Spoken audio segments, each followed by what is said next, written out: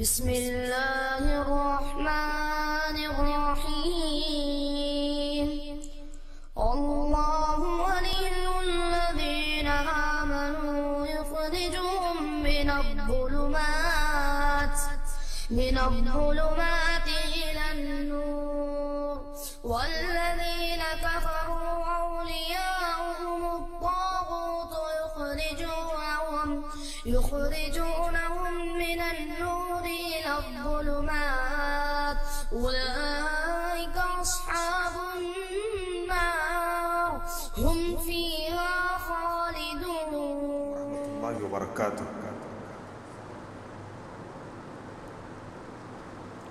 إن الحمد لله نحمده ونستعينه ونستغفره ونعوذ بالله من شرور أنفسنا ومن سيئات أعمالنا من يهده الله فلا مضل له ومن يضلله فلا هادي له وأشهد أن لا إله إلا الله وأشهد أن محمدا عبده ورسوله. أما بعد فإن خير الحديث كتاب الله وخير الهدي هدي محمد صلى الله عليه وسلم وشر الأمور محدثاتها وكل محدثة بدعة وكل بدعة ضلالة وكل ضلالة في النار. فأعوذ بالله من الشيطان الرجيم. بسم الله الرحمن الرحيم. يا أيها الذين آمنوا اتقوا الله حق تقاته ولا تموتن إلا وأنتم مسلمون. يا أيها الناس اتقوا ربكم الذي خلقكم من نفس واحدة وخلق منها زوجها وبث منهما رجالا كثيرا ونساء واتقوا الله الذي تساءلون به والأرحام إن الله كان عليكم رقيبا. يا أيها الذين آمنوا اتقوا الله وقولوا قولا سديدا يصلح لكم أعمالكم ويغفر لكم ذنوبكم ومن يطع الله ورسوله فقد فاز فوزا عظيما. وقال تعالى في موضع آخر لقد كان لكم في رسول الله أسوة حسنة لمن كان يرجو الله واليوم الآخر وذكر اللہ کثیرا. برادران اسلام، ساری تعریف، ساری کبریائی اور بڑائی اس اللہ رب العالمین کے لئے لائق و سزاوار ہے جس نے ساری کائنات کو پیدا کیا اور بے شمار مخلوقات کو پیدا کیا. وہی ہے موسموں کو بدلتا ہے، وہی ہے دن اور رات کو ایک کے بعد دیگرے بدلتے رہتا ہے. وہ جو چاہتا ہے کرتا ہے، اس کو کوئی پوچھ نہیں سکتا، اس کو کوئی مشورہ دے نہیں سکتا، نہ وہ کسی سے مشورہ لیتا ہے. اس کا فیصلہ آخری فیصلہ ہوتا ہے. وہ تنہا ہے، اس کے جیسا کوئی نہیں. قل هو اللہ احد اللہ الصمد لم یلد ولم یولد ولم یکن له کفوا احد. درود و سلام آخری پیغمبر محمد صلی اللہ علیہ وسلم پر.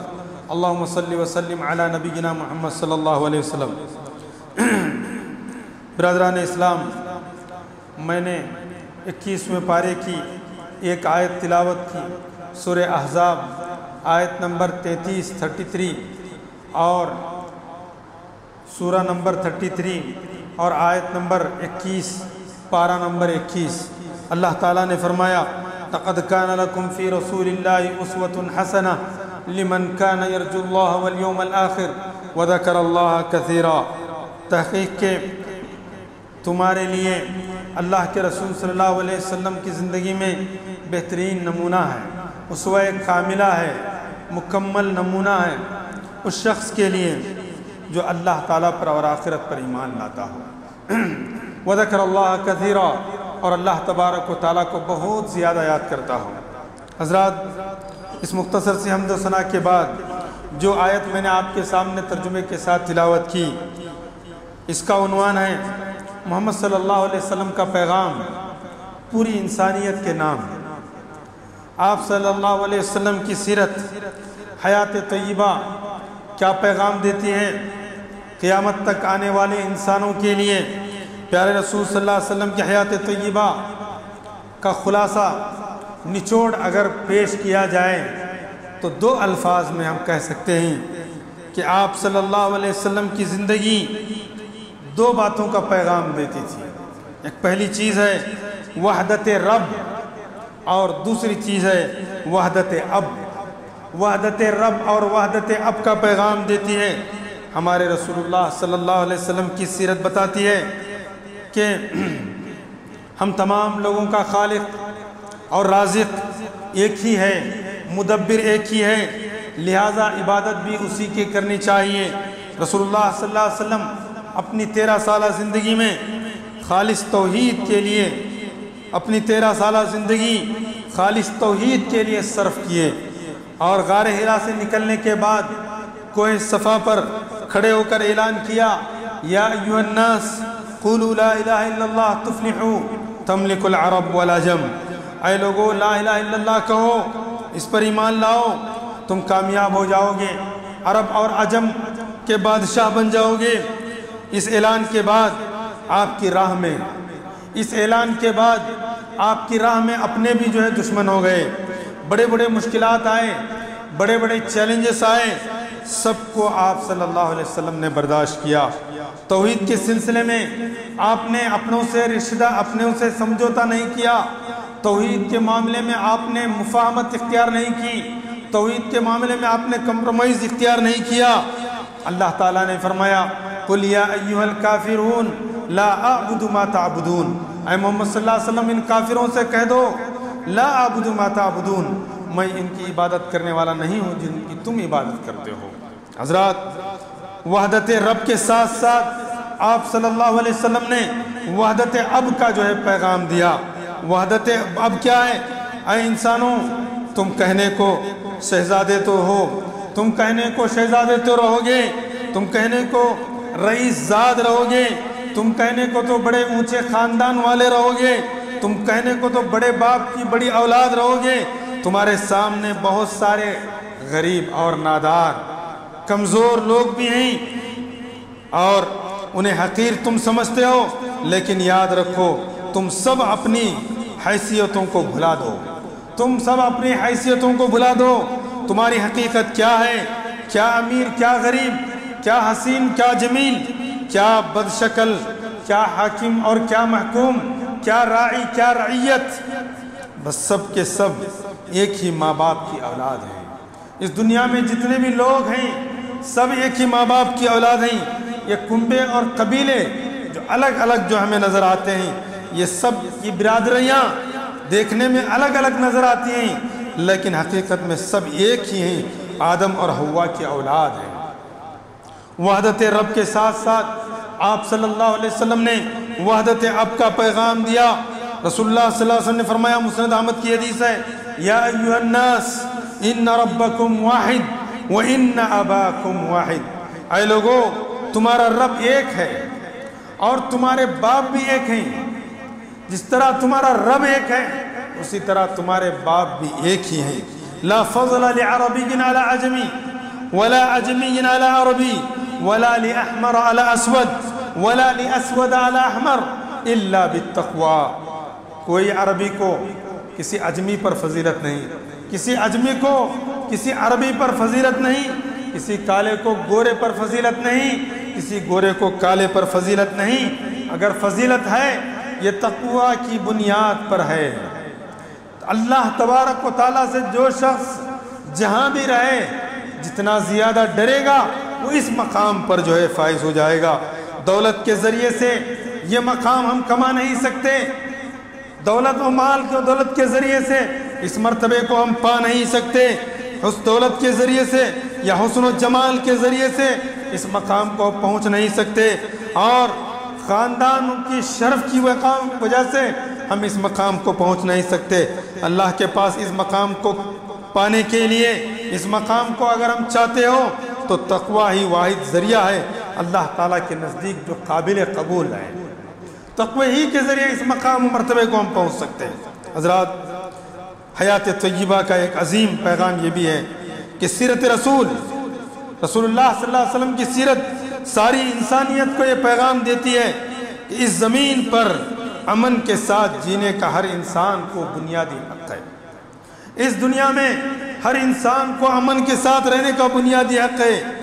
جان ہر انسان کی محترم ہے، مال ہر انسان کا محترم ہے، عزت اور آبرو ہر انسان کا محترم ہے، اس کا تعلق کسی بھی رنگ و نسل سے کیوں نہ ہو، اور وہ کسی بھی قوم و مذہب سے اس کا تعلق کیوں نہ ہو۔ اسلام کہتا ہے حیات طیبہ یہ پیغام دیتی ہے کسی کے لیے جائز نہیں، کسی کے لیے انسان کے لیے جائز نہیں نہ حق کسی کی جان لے لے، نہ کسی کا مال لوٹ لے، نہ کسی کی عزت اور آبرو پر حملہ کرے۔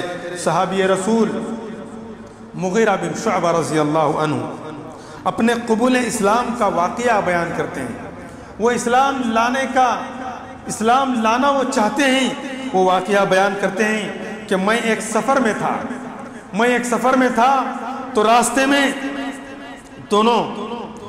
راستے میں مجھے دو کافر ساتھیوں کی ملاقات ہو گئی۔ دو کافر ساتھی میرے ساتھ تھے۔ اب چونکہ مغیرہ بن شعبہ اسلام لانا چاہتے تھے، اسلام قبول کرنے کا ارادہ کر چکے تھے، اس لیے انہوں نے اپنے دونوں کافر ساتھیوں کو موقع کو پا لیا اور موقع کو پا کر کے ان دونوں کافروں کو قتل کر دیا، مار دیا، اور دونوں کے پاس جو ڈھیر سامان تھا، دونوں کے پاس بہت سارے جو دولت تھی اس کو لے لیے اور لے کر آ کر اللہ کے رسول صلی اللہ علیہ وسلم کی خدمت میں حاضر کر دیا۔ کہا اللہ کے رسول میں اسلام لانا چاہتا ہوں اور یہ دو کافر ساتھی میرے ساتھ تھے، میں نے ان کو ختم کر دیا اور ان کا مال یہ لے لیجیے آپ صلی اللہ علیہ وسلم نے فرمایا یا مغیرہ اما الاسلام فقد قبلنا واما المال فانه غدر وخیانہ۔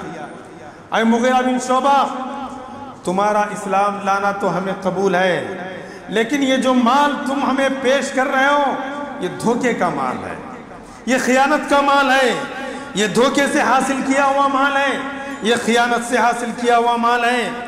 پتہ چلا جیسے کافر کا مال محترم ہوتا ہے اسی طرح اس کی جان بھی محترم والی ہوتی ہے۔ کسی کو ناحق ہمیں قتل کرنے کی شریعت اجازت نہیں دیتی۔ حضرات پیارے رسول صلی اللہ علیہ وسلم جس ماحول میں جس معاشرے میں بھیجے گئے، دنیا کی سب سے لڑاکو قوم تھی، دنیا میں سب سے زیادہ لڑنے بھڑنے والی قوم تھی۔ انہیں ایک معمولی سی بہانہ کو لے کر وہ کئی مہینوں تک لڑتے تھے۔ تاریخ میں آتا ہے کہ دو ساتھی آپس میں پیار و محبت سے چلتے چلتے ہر ایک اپنے سواری پر ہوتا، دونوں اپنے سواری پر ہوتے، لیکن کہیں راستہ تنگ آ جاتا تو یہ کہتا کہ میں پہلے جاؤں گا اور دوسرا ساتھی کہتا کہ میں پہلے جاؤں گا۔ میں اور تو کہتے کہتے بس بات یہ آپس میں ناچاقی ہو جاتی اور یہ دونوں میں دیکھتے ہی دیکھتے یہ دو افراد کی یہ لڑائی دو خاندانوں اور قبیلوں میں جو ہے بڑھ جاتی تھی۔ صرف میں پہلے گزروں یہ کہتا اور دوسرا کہتا کہ میں پہلے گزروں، تو دیکھتے ہی دیکھتے دو افراد کی یہ لڑائی، یہ ناچاقی ایک دو قوموں اور خاندانوں میں جو ہے بدل جاتی، اور اپنے قبیلے کے لوگوں کو وہ شخص پکارتا اور ایک شخص اپنے قبیلوں کے لوگوں کو پکارتا، اور دیکھتے ہی دیکھتے یہ لڑائی چلتی اور یہ لڑائی سالہ سال تک چلتی رہتی۔ انہیں معمولی سے بہانے کو لے کر کے ایک لمبی لڑائی جو ہے لڑنے لگتے۔ بتانے کا مقصد یہ ہے کہ آپ صلی اللہ علیہ وسلم ایسے معاشرے میں، ایسے ماحول میں آپ بھیجے گئے۔ پیارے رسول صلی اللہ علیہ وسلم اس طرح لڑنے جھگڑنے والی قوم کو ایک جھنڈے تلے جمع کیا، اسلام کے سائے تلے جمع کیا۔ ان کا سماج، ان کا معاشرہ، ان کا شہر، ان کا ملک دنیا کا سب سے زیادہ پرامن ملک، دنیا کا سب سے زیادہ پرامن ملک، پرامن سماج، پرامن معاشرہ بن گیا، بالکل وہ بدل گیا۔ اللہ تبارک و تعالیٰ فرماتا ہے وَأَلَّفَ بَيْنَ قُلُوبِكُمْ لَوْ أَنفَقْتَ مَا فِي الْأَرْضِ جَمِيعًا مَا أَلَّفْتَ بَيْنَ قُلُوبِهِمْ وَلَكِنَّ اللَّهَ أَلَّفَ بَيْنَهُمْ۔ اللہ تبارک و تعالیٰ کے رحم و کرم سے ان دو لڑنے والے قوموں کے درمیان، ان لڑنے اور بھڑنے والے قوموں کے درمیان اللہ تبارک و تعالیٰ نے اپنے فضل اور کرم سے ان کے دلوں میں محبت ڈال دیا۔ لو انفقت ما فی الارض، اے محمد صلی اللہ علیہ وسلم آپ زمین بھر کر کے خزانہ بھی اگر اس محبت پیدا کرنے کے لیے خرچ کرتے، ما الفت بین قلوبہم، وہ محبت آپ پیدا نہیں کر سکتے تھے۔ حضرات، اللہ تبارک و تعالیٰ اس فضل کو یہاں بیان فرمایا، وَلَكِنَّ اللَّهَ أَلَّفَ بَيْنَهُمْ، اللہ تبارک و تعالیٰ نے ان لوگوں کے درمیان محبت اور الفت پیدا کر دی، یہ شر و شکر بن گئے، یہ آپس میں پیار و محبت کرنے والی قوم بن گئی۔ سیرت طیبہ، رسول اللہ صلی اللہ علیہ وسلم کی یہ سیرت ہمیں یہ پیغام دیتی ہے، دنیا میں قومیں بہت ہیں اور دنیا میں مذاہب بہت ہیں، لیکن ہماری شریعت کیا کہتی ہے؟ ہماری شریعت کہتی ہے اس زمین پر اس زمین پر جیتے ہوئے، اس زمین پر رہتے ہوئے، ہم زندگی گزارتے ہوئے دوسرے قوموں کو بھی لحاظ رکھنا چاہیے، دوسرے مذاہب کا بھی لحاظ رکھنا چاہیے، دوسرے مذاہب کا بھی خیال کرنا چاہیے۔ جس ملک اور جس معاشرے میں ہم رہتے ہیں، دوسرے قوموں کے ساتھ ایسی مفاہمت اختیار کرو کہ فساد کی صورت پورے ملک میں نہ ہونے پائے، ہماری وجہ سے ایک فساد نہ برپا ہو جائے۔ قوم یہود، کتنی مذمت کی گئی اس قوم کی، من حیث القوم سب سے زیادہ مذمت قرآن مجید میں جس قوم کی گئی وہ قوم یہود ہے۔ نبی کریم صلی اللہ علیہ وسلم جب ہجرت کے بعد آپ صلی اللہ علیہ وسلم جب مدینہ آئے تو یہودیوں کے ساتھ کیسے معاملہ کیا؟ مدینے میں یہودیوں کے ساتھ معاہدہ کیا، جس کو تاریخ کی کتابوں میں میثاق مدینہ کہا جاتا ہے، مدینے کا عہد و پیمان، مدینے کا پکا وعدہ آپ صلی اللہ علیہ وسلم نے ان یہودیوں کے ساتھ کیا، جہاں آپ نے یہودیوں سے معاہدہ کرتے ہوئے کہا یہودیوں سے، مدینہ ہمارا بھی شہر ہے اور تمہارا بھی شہر ہے، یہاں تمہیں بھی رہنے کا حق ہے اور یہاں ہمیں بھی رہنے کا حق ہے، یہاں ہمارے کچھ فرائض ہیں وہاں تمہارے بھی کچھ فرائض ہیں، ہاں ہمارے بھی حقوق ہیں وہیں تمہارے بھی حقوق ہیں۔ اور پیارے رسول صلی اللہ علیہ وسلم نے قوم یہود کے ساتھ جو معاہدہ کیا اور فرمایا مدینے کا دشمن ہمارا دشمن ہے اور تمہارا دشمن ہمارا دشمن ہے، آپ صلی اللہ علیہ وسلم نے یہ پیغام دیا، ہم دونوں مل کر کے مدینہ شہر کو پرامن کریں گے، پرامن بنائیں گے۔ یہ معاہدہ آپ صلی اللہ علیہ وسلم نے کس سے کیا؟ یہودیوں سے کیا۔ آپ صلی اللہ علیہ وسلم کی حیات طیبہ یہ سبق دیتی ہے، قوموں کے درمیان، مختلف مذاہب کے درمیان جو معاہدے ہوتے ہیں، جو آپس میں وعدے ہوتے ہیں، ان کا خیال رکھنا چاہیے، ان کا پاسداری کرنا چاہیے اور ان کا لحاظ رکھنا چاہیے۔ ابو داؤد کی حدیث ہے، ابو رافع رضی اللہ عنہ مشرکین کی طرف سے، اسلام لانے سے پہلے مشرکین کی طرف سے ایک قاصد بن کر کے آئے تھے، سفیر بن کر کے مکہ سے مدینہ تشریف لائے، پیارے نبی صلی اللہ علیہ وسلم کی خدمت میں آئے، کفر کی حالت میں تھے، ابھی اسلام نہیں لائے تھے، اور جب مدینہ تشریف لائے تو مدینے کے ماحول کو دیکھا، اللہ کے رسول صلی اللہ علیہ وسلم کی سیرت کو دیکھے، آپ صلی اللہ علیہ وسلم کا سلوک دیکھے، اور تمام صحابہ کرام آپ صلی اللہ علیہ وسلم کے ساتھ کیسا رہتے ہیں، یہ سارے چیزوں کا ابو رافع رضی اللہ عنہ نے معائنہ کیا اسلام لانے سے پہلے۔ اس کے بعد اللہ کے رسول صلی اللہ علیہ وسلم سے کہے، اے اللہ کے رسول صلی اللہ علیہ وسلم میں اسلام لانا چاہتا ہوں، میں اسلام لانا چاہتا ہوں۔ آپ صلی اللہ علیہ وسلم نے فرمایا ٹھیک ہے، متاثر ہو گئے، ماحول سے متاثر ہو گئے، اللہ کے رسول صلی اللہ علیہ وسلم کی سیرت سے متاثر ہو گئے، آپ کے کیریکٹر سے متاثر ہو گئے، اسلام لا لیے، مسلمان ہو گئے۔ مسلمان ہونے کے بعد اللہ کے رسول صلی اللہ علیہ وسلم سے کہا، اے اللہ کے رسول میں مکہ واپس جانا نہیں چاہتا، میں مکہ واپس نہیں جاؤں گا۔ دیکھو، ایک شخص مکہ سے کفر کی حالت میں آ رہا ہے اور مدینہ آ کر کے اسلام قبول کرتا ہے اور مسلمان ہو جاتا ہے، کلمہ پڑھ لیا اس نے، اور یہ کہہ رہا ہے اللہ کے رسول صلی اللہ علیہ وسلم سے کہ میں اب جو ہے واپس مکہ نہیں جاؤں گا۔ آپ صلی اللہ علیہ وسلم نے فرمایا، نہیں اے ابو رافع، نہیں، تمہیں جانا پڑے گا، تم جس حیثیت سے مشرکین کی طرف سے آئے ہو، ان کی طرف سے تم سفیر بن کر کے آئے ہو، سفیر کی حیثیت سے آئے ہو، واپس جاؤ، تمہاری سفارت ختم ہو جائے گی، اس کے بعد تم آنا جب ہم تمہیں قبول کریں گے۔ اللہ اکبر۔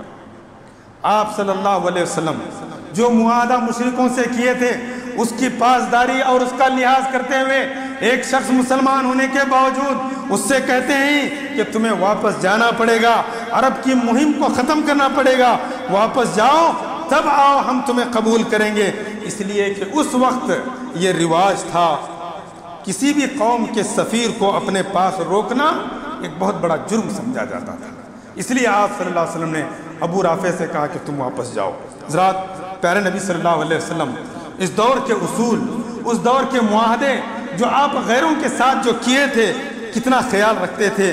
ابو رافع سے یہ کہہ رہے تھے کہ جو تمہیں واپس جاؤ۔ اس ملک ہندوستان میں جہاں ہم نان مسلم کی میجارٹی میں جیتے ہیں، ان کے درمیان رہتے ہیں، اور ہم ان تمام تعلیمات کو مد نظر رکھنا ہوگا۔ حضرات، پیارے نبی صلی اللہ علیہ وسلم کی سیرت، پیارے رسول صلی اللہ علیہ وسلم کی حیات طیبہ ایک عظیم پیغام دیتی ہے جو دنیا کے ہر انسان کے لیے یاد رکھنا۔ اس دنیا میں انسان اخلاق سے انسان بنتا ہے، اس دنیا میں انسان اچھے کیریکٹر سے انسان بنتا ہے، اور اچھے کیریکٹر اس کو ادا کرنا پڑے گا۔ جس انسان کے پاس کیریکٹر نہ ہو وہ انسانیت کہنا ایک انسان کی توہین ہو جائے گی، اس کو انسان کہنا ایک بہت بڑی توہین ہو جائے گی، کیونکہ اس کے اندر انسانیت ہی نہیں ہے، اس کے اندر مروت ہی نہیں ہے، اس کے اندر اچھے کیریکٹر ہی نہیں ہے، تو پھر اس کو انسان ہم کہہ نہیں سکتے۔ حضرات، جس انسان کے پاس اخلاق نہ ہو، جس کے انسان کے پاس اچھے کیریکٹر نہ ہو، محض کوئی ایسے ہی آئیڈیل نہیں بن سکتا۔ جس کے پاس دولت ہو وہ آئیڈیل نہیں بن سکتا۔ محض کوئی بہت بڑا بزنس مین ہے وہ ہمارے لیے آئیڈیل نہیں بن سکتا۔ کوئی بہت بڑا حسین و خوبصورت ہے وہ ہمارے لیے آئیڈیل نہیں بن سکتا۔ کوئی بہت اچھا کھلاڑی ہے، اچھا کھیلتا ہے، وہ ہمارے لیے آئیڈیل نہیں بن سکتا۔ کوئی بہت اچھا اداکار ہے وہ ہمارے لیے آئیڈیل نہیں بن سکتا۔ پیارے نبی صلی اللہ علیہ وسلم کی حیات طیبہ، آپ صلی اللہ علیہ وسلم کی سیرت ہمیں یہ سبق دیتی ہے کہ اخلاق اور کیریکٹر یہ انسانیت کی پہچان ہے، یہ انسانیت کی معراج ہے۔ وہی انسان کہلاتا ہے جس کے اندر اچھے اچھے کیریکٹر ہو۔ حضرات، جس کی زبان سنجیدہ ہو، جس کی زبان سنجیدہ ہو، اور جس کے گفتگو وقار شائستگی ہو، جس کا اندر وقار ہو، جس کے اندر متانت ہو، وہ دوسروں کی اذیت نہ دیتا ہو، اور دوسروں کی تکلیف کو وہ خود برداشت کرتا ہو، اور وہ معاف اور درگزر سے کام لیتا ہو۔ یاد رکھیے، مسلمانوں کا یہ وہ ہتھیار ہے جس کا جواب دنیا کے کسی قوم کے پاس ایسا نہیں ہے۔ حضرات، پیارے رسول صلی اللہ علیہ وسلم کی بعثت کے بعد 50 سال کی قلیل مدت میں آدھی دنیا پر مسلمان قابض ہو چکے تھے، اور جانتے ہیں جس ہتھیار کا جواب دنیا کے کسی قوم کے پاس نہیں تھا وہ کون سا ہتھیار تھا؟ وہ یہی کیریکٹر کا ہتھیار تھا، وہ یہی اخلاق تھے۔ جب رب العالمین نے آپ صلی اللہ علیہ وسلم کی تعریف کرتے ہوئے فرمایا وَإِنَّكَ لَعَلَىٰ خُلُقٍ عَظِيمٍ، اے محمد صلی اللہ علیہ وسلم آپ بہت بڑے بلند اخلاق پر فائز ہیں۔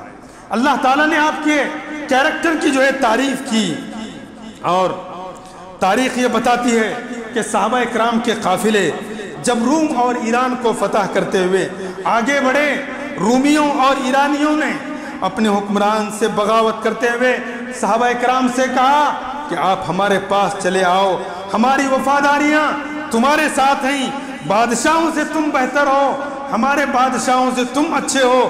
صحابہ اکرام کے کیریکٹر کی یہ خوشبو دنیا کے کونے کونے اور چپے میں پھیل گئی تھی، دنیا کے کونے کونے اور چپے میں پھیل گئی تھی۔